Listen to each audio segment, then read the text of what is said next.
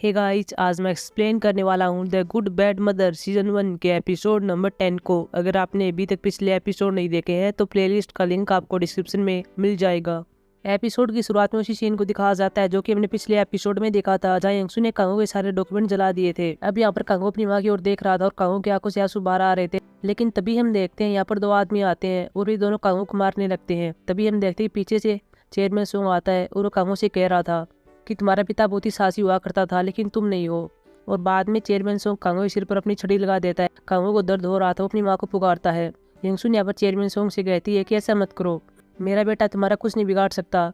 तुम जानते हो उसका एक्सीडेंट हो गया था, उसे कुछ भी याद नहीं है, वो अपनी याददाश्त खो चुका है। चेयरमैन सोंग कहता है कि मैं जानता हूँ उसने मेरे खिलाफ सबूत इकट्ठे किए थे, वे सब कहाँ पर है। यंगसुन कहती है कि वे सब मैंने जला दिए हैं।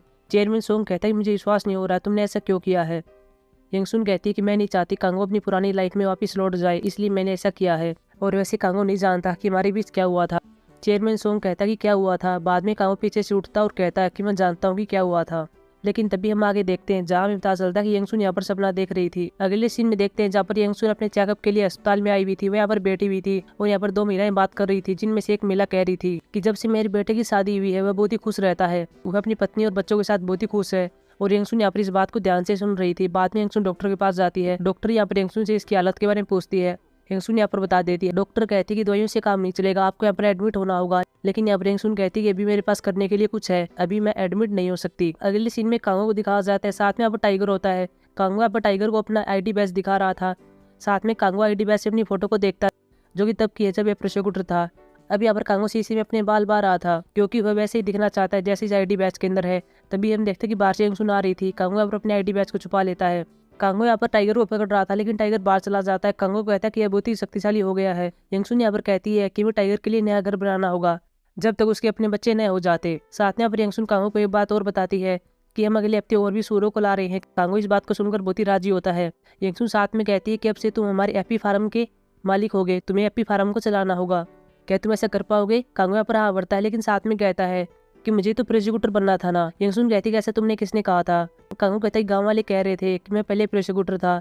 लेकिन यंगसुन कहती है तुम्हें ऐसी बातें नहीं सुननी चाहिए। साथ में यंगसुन यह भी कहती है कि अब तुम्हें तुम्हारी याददाश्त पाने की कोई भी जरूरत नहीं है, तुम्हें सिर्फ अब खेत में काम करना है। कांगो कहता है ठीक है, अब मैं एक अच्छा किसान बनूंगा क्योंकि आपने मुझे खेत के बारे में सब कुछ सिखा दिया है। बाद में कांगो बाहर आता और सोच रहा था कि गांव वाले तो कह रहे हैं कि मुझे प्रोसिक्यूटर बनना है, लेकिन मेरी माँ ऐसा क्यों नहीं चाहती, वह मेरी याददाश्त वापस पाना क्यों नहीं चाहती, वह मुझे क्यों कह रही है कि यह चीज खतरनाक हो सकती है। अगले सीन में सैमजी को दिखाया जाता है जो कि एक लड़की से मिल रहा था और सैमजी के पास यहाँ पर एक बहुत महंगा पर्स होता है और वह इस पर्स को एक लड़की को बेच रहा था। यह लड़की अपने इस पर्स को ले लेती है। बाद में सैमजी यहाँ पर जा रहा था, तभी इसके पास इसके बॉस का कॉल आता है जो किसी पैसे मांग रहा था और कह रहा था कि तुमने मेरे पास सिर्फ इतने ही पैसे भेजे, ये पैसे तो बहुत ही कम है, अगर तुमने मेरे और पैसे नहीं दिए तो अगली बार मैं तुम्हारी किडनी निकाल लूंगा या फिर तुम्हारी मील को ले लूंगा। और बाद में पर सैमजी एक पोल के सहारे अपना सिर पीट रहा था। तभी हम देखते हैं इसके पास इसका पिता आता है, साथ में दो आदमी और होते हैं और एक आदमी के हाथ में पर सलाद होती है। और ये दोनों लोग एक रूरल डिपार्टमेंट से आए थे। सैमजी का पिता सैमजी से कहता है कि मिस्टर चाओ जीसू कहाँ पर है। इन आदमियों ने खेत का दौरा किया था और जो मिस्टर चाओ जीसू सलाद की खेती कर रहे थे वह खेती सबसे अच्छी है, ये दोनों उनका इंटरव्यू लेना चाहते हैं, वे कहाँ पर हैं। अब यहाँ पर हमें मिस्टर चाओ जीसू को दिखाया जाता है जो कि शेड के अंदर छिपे हुए थे और शेड को बाहर से बंद किया हुआ है। और बाहर हम देखते हैं कि ये जिन शोजिन होते हैं, साथ में यहाँ पर कांगो होता है, जहाँ कांगो को पता चलता है कि टाइगर ने शेड के नीचे एक छोटा सा खड्डा कर दिया है। बाद में यहाँ पर कांगो पत्थर को उठाता है और इस गड्ढे पर लगा देता है। यहाँ पर ये जिन ये सब कुछ देख रही थी वो कांगो से कहती कि तुम तो बहुत ही मजबूत हो, मैं तुमसे शादी करना चाहती हूँ। अब यहाँ पर हमें दिखाया जाता है कि ये यहाँ पर कैसे आई है, जहाँ हम पिछली रात देखते हैं जहाँ पर मिस्टर चा जीसुक से कह रहा था कि मैंने शेड के अंदर एक डॉक्यूमेंट देखा था और यह डॉक्यूमेंट बहुत ही इंपॉर्टेंट था। बाद में मिस्टर चा जीसुक को वहाँ पर ले जाता है लेकिन वहाँ पर कोई भी सामान नहीं था। मिस्टर चा कहता कि मैंने यहाँ पर देखा था, वह डॉक्यूमेंट यहीं पर था। लेकिन बाद में हम देखते हैं यहाँ पर यंगसुन और कांगो आ रहे थे। ये दोनों शेड के अंदर चले जाते हैं और वहाँ पर छिप जाते हैं। यंगसुन यहाँ पर तेल की टंकी लेने के लिए आई थी जिसकी मदद से वह डॉक्यूमेंट को जलाने वाली है। और बाद में कांगो शेड के दरवाजे को बंद कर देता है और बाहर से इसको ताला लगा देता है और इसी वजह से मिस्टर चाओ जीसू अंदर फंस गए हैं। लेकिन तभी इनके पास एमसी के पिता कॉल आता है जो कि कह रहा था कि यहाँ पर दो आदमी आए हुए हैं, तुम्हारा इंटरव्यू लेना चाहते हैं, तुम कहाँ पर हो। और कुछ टाइम के बाद यहाँ पर कांगो और बच्चे चले जाते हैं और इनके जाने के बाद यहाँ पर मिस्टर चा कहता है कि यह बहुत ही इंपॉर्टेंट काम है, हमें जाना होगा। और बाद में पर मिस्टर चा एक हथियार की मदद से शेड के दरवाजे को तोड़ देता है और बाद में ये दोनों यहाँ से भाग जाते हैं। अगले सीन में जोरी गांव के लोगों को दिखाया जाता है जहाँ पर सैमसी की माँ ने सभी के लिए खाना बनाया हुआ था। ये सभी यहाँ पर खाना खा रहे थे।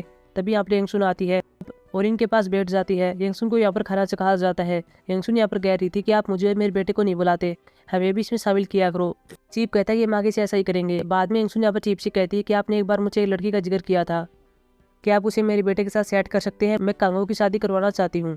हालांकि इसको सुनकर यहाँ पर सभी हैरान होते हैं, लेकिन बाद में यंगसुन कहती है कि अगर कांगो शादी कर लेता है तो अपनी पत्नी के साथ बहुत ही खुश होगा, उसकी एक फैमिली होगी, कांगो उसके साथ एक अच्छा जीवन व्यतीत करेगा। और बाद में सभी इसकी बात को मान जाते हैं और कह रहे थे कि मैं आपकी मदद करेंगे। साथ में चीफ कहता है कि मैं कांगो की शादी करवा दूंगा। अगले सीन में येजिन को दिखाया जाता है जो कि अपने घर पर होती है, साथ में इसकी फैमिली होती है। येजिन यहाँ पर एक पेंटिंग को बना रही थी जिसमें कांगो होता है जो कि पत्थर को उठा रहा था, साथ में यहाँ पर हैप्पी फार्म भी होता है और साथ में खुद यहाँ पर येजिन होती है। और बाद में अपनी फैमिली को इस पेंटिंग को दिखाती है। मीजू कहती है कि तुमने हैप्पी फार्म क्यों बनाया है?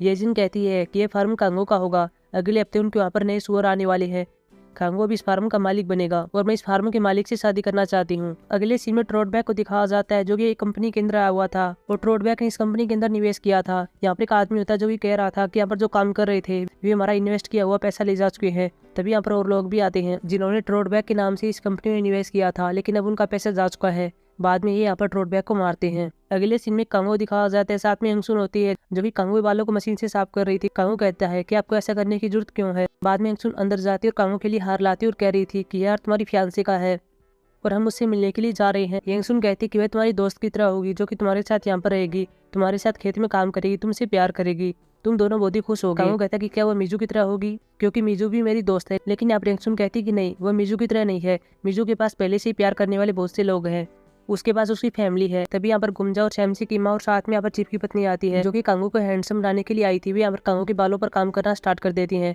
और इसको बहुत ही अच्छा बना देती हैं। बाद में हम देखते हैं कि यहाँ पर गुमजा और शैमसी की माँ अंदर जाती है जहाँ पर कांगो के कपड़ों को ला रही थी। यहाँ पर वे उस टाई को भी लाते हैं जिस पर 10 रूट 2 मंडा हुआ था, जिसका मतलब प्यार होता है, और यह टाई मीजू ने कांगो को दी थी। साथ में यहाँ पर गुमजा और शैमसी की माँ यहाँ पर उस आर को भी देखते हैं जो कि कांगो के फियांसे का होने वाला है। अगले सीन में देखते हैं जहाँ पर कांगो ने सभी कपड़े पहन लिए हैं और अब वो बाहर आता है और सभी कांगो कह रहे थे कि तुम बहुत ही अच्छे लग रहे हो। अगले सीन में देखते हैं जहाँ पर सभी रेस्टोरेंट के अंदर बैठे हुए थे, साथ में यहाँ पर चीफ होता है। चीफ के पास यहाँ पर कांगो और यंगसुन बैठी हुई थी और दूसरी ओर हम उस लड़की को देखते हैं जो कि कांगो से मिलने के लिए आई थी, साथ में इस लड़की की माँ भी बैठी हुई थी। लेकिन यहाँ से बात आगे नहीं बढ़ पाती क्योंकि यहाँ पर कांगो कॉफी पी रहा था और इस कॉफी के अंदर बुलबुलों को उठाने की कोशिश कर रहा था। जब चीफ इससे पूछता है कि तुम कितने साल के हो, तो कांगो यहाँ पर कह देता है कि मैं 7 साल का हूँ और बाद में कहता है कि नहीं, मैं 35 साल का हूँ।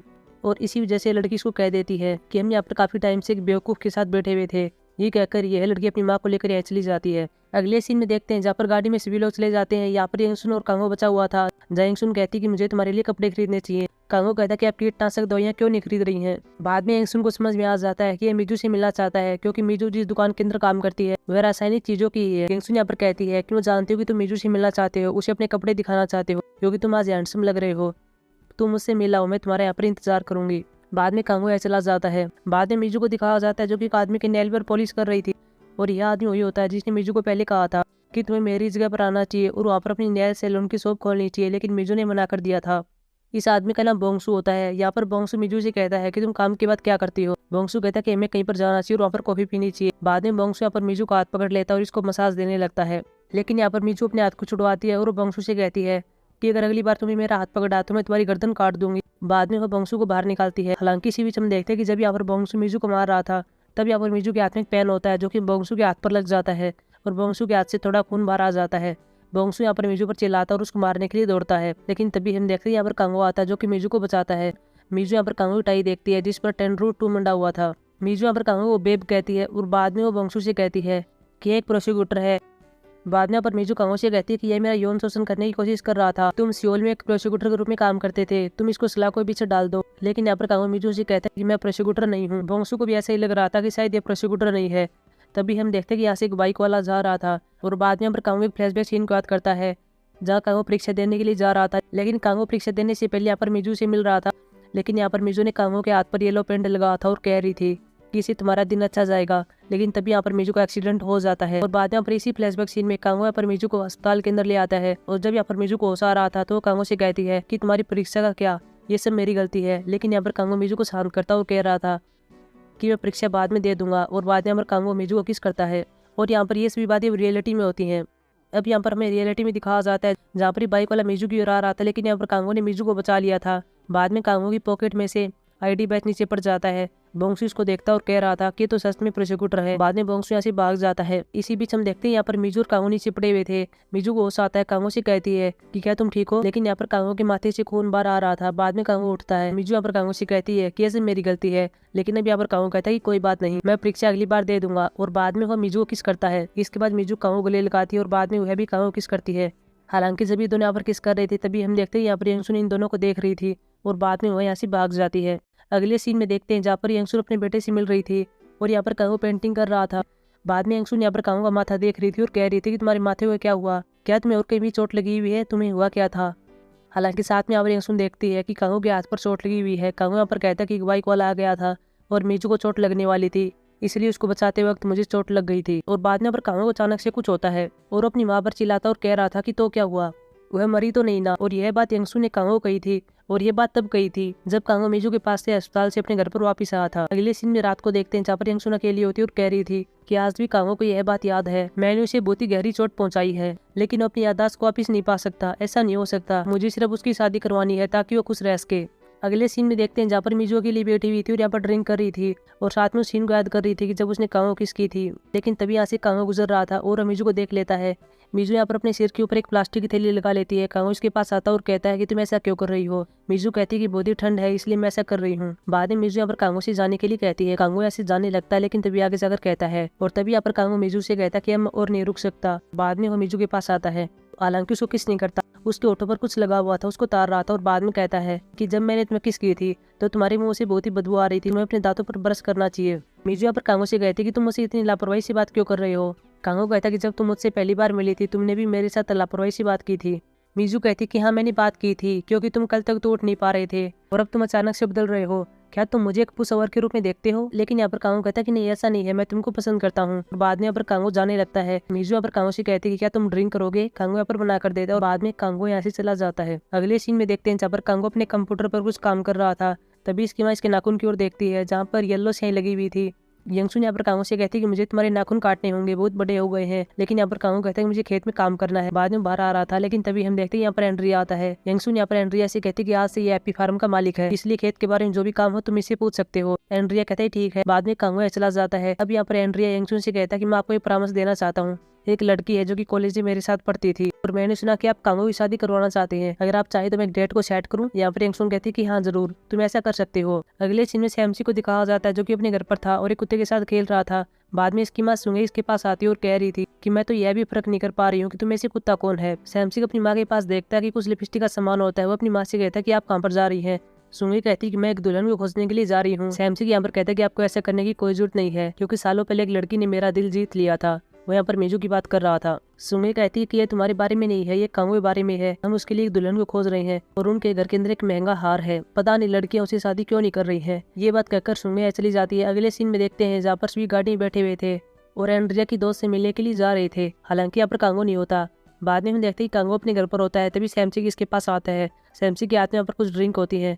वह कांगो के पास आता है और कहता है कि चलो कुछ ड्रिंक पीते हैं, लेकिन यहाँ पर कांगो मना कर देता है। सैमसी कहता है कि अब तुम बड़े हो गए हो और क्या पता यह ड्रिंक पीने से तुम्हारी याददाश्त वापस आ जाए, इसलिए तुम्हें ट्राई करना चाहिए। और बाद में यहाँ पर कांगो यह ड्रिंक कर लेता है। कांगो यहाँ पर सैमसी से कह रहा था कि मैं प्रोसिक्यूटर बनना चाहता हूँ, मुझे क्या करना चाहिए। सैमसी यहाँ पर नशे में होता है और कांगो से कहता है कि तुम्हें एक जोड़ी हथकड़ी खरीदनी चाहिए। कांगो कहता है कि मैं कहाँ से लाऊंगा। सैमसी कहता है कि तुम इसकी चिंता मत करो, मैं ये तुम्हारे लिए लाऊंगा, लेकिन बदले में मुझे भी कुछ चाहिए। सैमसी यहाँ पर हार का नाम लेता है। सैमसी कहता है कि मैं तुम्हें गिफ्ट के रूप में हथकड़ी दूंगा और तुम मुझे गिफ्ट के रूप में हार दे देना। हालांकि पहले कांगो मना करता और कह रहा था कि वह हार मेरी फियांसी का है, वह मेरी दोस्त है। लेकिन यहाँ पर सैमसी कहता है कि मैं भी तुम्हारा दोस्त हूँ, इसलिए मैं भी तुम्हारी फियांसी भी, इसलिए तुम वह हार मुझे दे सकते हो। और बाद में कांगो इसकी बात से सहमत हो जाता है। अगले सीन में दो डिटेक्टिव को देखते हैं जो कि सोयून की बॉडी के बारे में बात कर रहे थे और कह रहे थे कि इस लड़की के पास जो पासपोर्ट था वह नकली था, साथ में कुछ पैसे भी थे और हमें ऐसा लग रहा है कि शायद इसने सुसाइड नहीं किया है। बाद में ये सुयोन के बारे में इसकी फैमिली को बताने के लिए कहते हैं। अगले सीन में चेयरमैन सोंग को दिखाया जाता है, साथ में इसका एक आदमी भी होता है। चेयरमैन सोंग यहाँ पर कांगो की फोटो देख रहा था और कह रहा था कि अब मुझे इसे खुद मिलने के लिए जाना होगा। अगले सीन में देखते हैं जहाँ पर यंगसुन और बाकी सभी एंड्रिया की दोस्त से मिल रहे थे। जहाँ इस भी कांगो की बात कर रहे थे। एंड्रिया की दोस्त कहती है कि मैंने सुना कि वह बीमार है, क्या मैं उसकी कुछ वीडियो देख सकती हूँ। यहाँ पर गुमजा कहती कि हाँ मेरे पास वीडियो है, ये जिन और शोजी ने बनाई थी। बाद में यहाँ पर एंड्रिया की दोस्त इस वीडियो को देखती है जहाँ पर कांगो अपनी माँ की पेंटिंग बना रहा था। बच्चे इसे पूछते हैं कि तुम ये पेंटिंग अपनी माँ के लिए क्यों बना रहे हो। कांगो यहाँ पर कहता है कि मेरी माँ बहुत ही अच्छी है, वह सुंदर है, वह बहुत ही चतुर है और वह मुझसे प्यार करती है। लेकिन बाद में यहाँ पर कांगो इस पेंटिंग को दिखाता है तो इसके अंदर फोटो यंगसुन की नहीं होती, इसके अंदर फोटो मिजू की होती है। हालांकि इन सभी को ऐसा ही लग रहा था कि यह फोटो यंगसुन की है। यहाँ पर एंड्रिया की दोस्त कहती है कि मैं कांगो से मिलना चाहती हूँ। यंगसुन यहाँ पर कहती है कि ठीक है, तुम कांगो से मिल सकती हो। बाद में यंगसुन के पास पुलिस स्टेशन से कॉल आता है। अब यहाँ पर अगले सीन में देखते हैं जहाँ पर सभी पुलिस स्टेशन के अंदर है, जहाँ पुलिस वाले ने सैमसी को पकड़ा हुआ है क्योंकि सैमसी कार बेचता हुआ पकड़ा गया था। इसके बाद यंगसुन को यहाँ पर हार दिखा जाता है। हालांकि यंगसुन को पता होता है कि यार तो कांगो ही फियांसे का है। वह सैमसी से पूछती है कि यह तुम्हारे पास कैसे आया। अब यहाँ पर कांगो बोलता और कहता है कि ये मैंने इसको गिफ्ट के रूप में दिया था। और इस बात को सुनकर यहाँ सारे खुश हो जाते हैं क्योंकि सभी को ऐसा लग रहा था कि सैमसी ने इसको चोरी किया है, लेकिन ऐसा नहीं था। बाद में कांगो सैमसी के पास जाता है और उसके हाथ में हथकड़ी देखता और कह रहा था कि तुमने सच में हथकड़ी को पा लिया है। बाद में वो सैमसी को गले लगाता है। अगले सीन में देखते हैं जहाँ पर यंगसुन घर पर होती है। कांगो से कह रही थी कि तुमको वह यार सैमसी को नहीं देना चाहिए था। कांगो अपनी माँ से कहता है कि मैं प्रोसिक्यूटर बनना चाहता हूँ, मैं खेत के अंदर काम नहीं करना चाहता। लेकिन यहाँ पर यंगसुन कांगो से वादा मांगती है और कहती है कि तुम्हें खेत के अंदर काम करना होगा और तुम्हें फार्म का मालिक बनना होगा। लेकिन यहाँ पर कांगो कहता है कि मैं ऐसा नहीं कर सकता, मुझे प्रोसिक्यूटर बनना है। और मिजू ने कहा था कि मैं सियोल में प्रोसिक्यूटर के रूप में काम करता था। यंगसुन कहती है कि क्या इसलिए तुम प्रोसिक्यूटर बनना चाहते हो क्योंकि मिजू ने कहा था। कांगो यहाँ पर हाँ भरता है। इसके बाद यंगसुन अपने बेटे को मारती और कहती है कि तुम मेरी बात क्यों नहीं सुनते। बाद में कांगो अपनी माँ पर चिल्लाता और कह रहा था कि मैंने हमेशा आपकी बात सुनी। आपने मुझसे कहा था कि खाना खा लो, मैंने खाना खाया। आपने मुझसे कहा था कि अपने हाथ पाँव हिलाओ, मैंने वह भी किया। आपने मुझे पानी के अंदर डाल दिया। हालांकि वह काम बहुत ही कठिन था, लेकिन मैंने उसे किसी तरह सहन कर लिया क्योंकि मैं सिर्फ आपको खुश करना चाहता था, मैं सिर्फ आपको खुश देखना चाहता था। मैं वही करता हूँ जो आप चाहती हैं, मैं वो क्यों नहीं कर सकता जो मैं चाहता हूँ। आप हमेशा मेरे बारे में फैसले क्यों लेती हैं? क्या आप भी मुझे बेवकूफ़ समझती हैं? और अगली सीन में देखते हैं जहाँ पर यंगसुन मिजू के पास आई हुई थी और उसे कह रही थी कि आज हम एक लड़की से मिलने के लिए गए थे और वह कांगो पसंद करती है, उन दोनों की शादी होने वाली है, वह कल मिलने के लिए आने वाली है, इसलिए मैं तुमसे चाहती हूँ कि तुम मेरे बेटे को मनाओ, मुझे तुम्हारी मदद की जरूरत है। मिजू यहाँ पर यंगसुन से पूछती है कि क्या कुछ हुआ है क्या, क्योंकि मैंने उस दिन देखा था आपने शाकनाशी खरीदी हुई थी, साथ में अपने कांगो को केयर सेंटर में छोड़ दिया था और अब तुम उसकी जल्दबाजी में शादी कर रही हो। मैं तुम्हारी मदद तभी कर पाऊंगी जब तुम उसको बताओगी। अभी अब यंगसुन कहती है कि मैं बीमार चल रही हूँ और मैं बहुत जल्दी मरने वाली हूँ। अगले सीन में देखते हैं जहाँ पर मिजू घर पर आती है और एक फ्लैशबैक सीन को याद करती है। और यह फ्लैशबैक सीन हमने पहले देखा था जहाँ कांगो मिजू से कह रहा था कि मुझे कुछ काम करना है इसलिए मैं जा रहा हूँ। अगले फ्लैशबैक सीन में देखते हैं जहाँ पर कांगो अपनी दोस्त सनियंग के साथ होती है। ये दोनों यहाँ पर अपनी नेल शॉप के अंदर होते हैं, लेकिन तभी हम देखते हैं यहाँ पर सनियंग का बॉयफ्रेंड आता है जो कि अपने साथ अपने दोस्त को लेकर आता है और वह यहाँ पर अपने दोस्त को मिजू से मिलाने के लिए ला था। बाद में मिजू और सनियंग बाहर आती है जहाँ पर मिजू कह रही थी कि मैं प्रेग्नेंट और बच्चे ट्विन होने वाले हैं। सनियंग कहती है इनका पिता कौन है। मिजू यहाँ पर कहती है कि कांगो इनका पिता है। बाद में सनियंग कहती है कि क्या तुमने कांगो को बताया, लेकिन यहाँ पर मिजू मना करती है। मिजू यहाँ पर कहती है कि कांगो ने मुझसे कहा था कि वह कुछ करना चाहता है इसलिए वो चला गया था, लेकिन यह बहुत ही इंपॉर्टेंट काम है क्योंकि वह जिससे सबसे ज़्यादा प्यार करता है उसने उसी को छोड़ दिया है।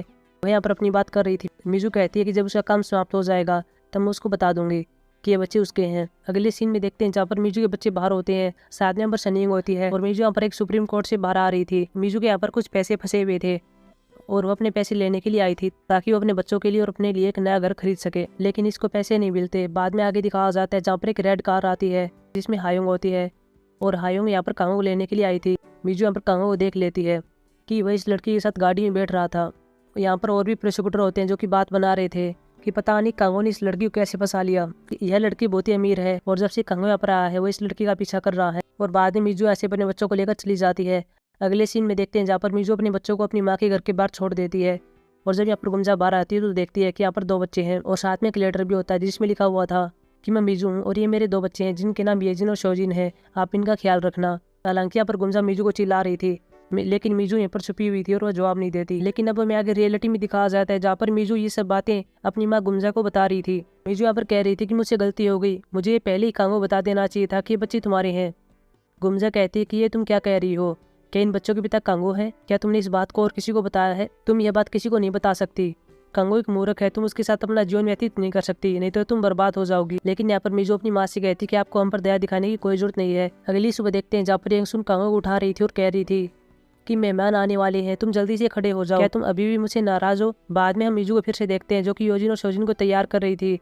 इसके बाद वही योजिन और शोजिन को तैयार करके कांगो के घर के पास आ जाती है और बाद में एपिसोड समाप्त हो जाता है। सो गाइस, ये थी हमारी एक्सप्लेनेशन एपिसोड नंबर 10 की। अब हम मिलेंगे एपिसोड नंबर 11 में, तब तक के लिए बाय।